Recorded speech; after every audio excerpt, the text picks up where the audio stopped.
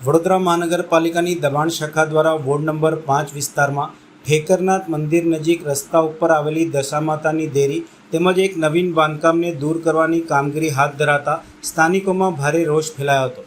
મોટી સંખ્યામાં લોકો ઘટના સ્થળે એકત્ર થયા હતા અને પાલિકા તંત્રની કામગીરીનો વિરોધ નોંધાવતા માહોલ તંગ બન્યો હતો।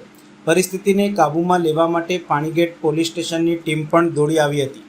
વડોદરા મહાનગરપાલિકાની દબાણ શાખાની ટીમે ઠેકરનાથ મંદિર પાસે આવેલ દશામાતાની ડેરીને દબાણ દૂર કરવાની કામગીરી શરૂ કરી હતી। જો કે ડેરી વર્ષોથી સ્થાનિકોનું આસ્થાનું કેન્દ્ર હોવાનું જણાવી રહીશોએ કામગીરીનો ઉગ્ર વિરોધ કર્યો હતો।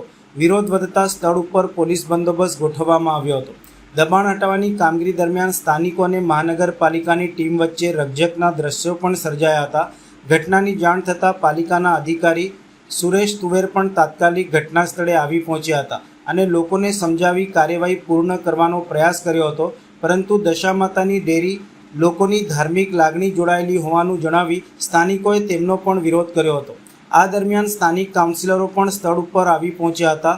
વોર્ડ નંબર 5ના કાઉન્સિલર મનોજ શાહે જણાવ્યું હતું કે નવું દબાણ દૂર કરવાની કામગીરી સાથે તેઓ સહમત છે, પરંતુ વર્ષોથી લોકોની આસ્થાનું કેન્દ્ર રહેલી દશામાતાની ડેરી દૂર કરવી યોગ્ય નથી।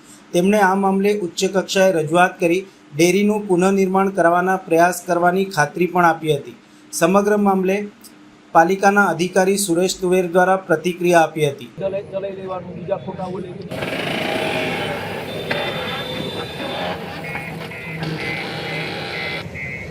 સરકારી જગ્યામાં